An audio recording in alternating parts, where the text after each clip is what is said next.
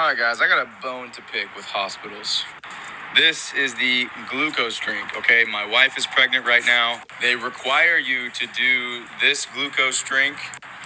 I think it's at 28 weeks. Basically, they're trying to see if there's diabetes present.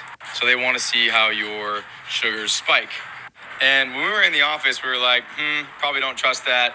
We asked if we could do orange juice or something else, or even just eat a full meal and have them test it.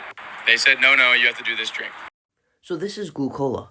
It's a drink containing either 50 or 100 grams of glucose that you would consume, and you would test your blood glucose over the preceding 1 or 3 hours. It is used to test for gestational diabetes or high blood glucose during pregnancy. After consuming this drink, a normal blood glucose response would look like this, and a diabetic glucose response would look like that. The individual in this video asked if they could do either juice or do a full meal to test their glucose response. Here's why the answer is no. Glucola is 50 grams of pure glucose. Orange juice is about 30% glucose, 30% fructose, and 40% sucrose. Glucose has a glycemic index of 100. Sucrose has a glycemic index of 65, and fructose has a glycemic index of 25.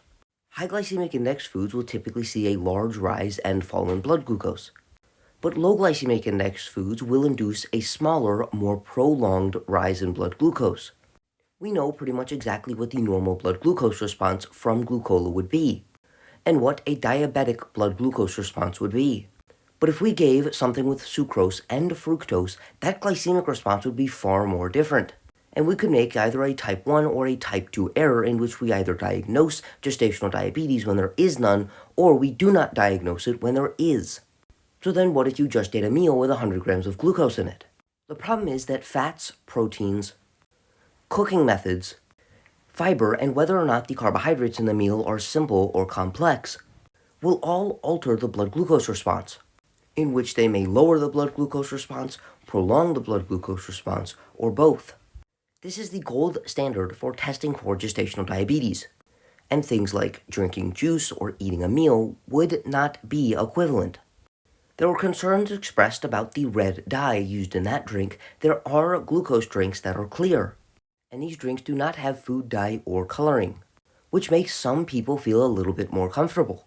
But the reason this is important is because missing gestational diabetes can lead to many complications of pregnancy, including high blood pressure, unnecessary cesarean section, preeclampsia, difficult with childbirth, and issues in the fetus itself. So missing gestational diabetes could be a problem. In addition, we wouldn't actually want to take the medications for gestational diabetes if we do not have to, because that could also lead to complications. Although it has become trendy to use things like juice to test for gestational diabetes, it is not equivalent to the 50 or 100 grams of glucose given in glucola, and could lead to findings that do not necessarily reflect the blood glucose control and the health of the individual.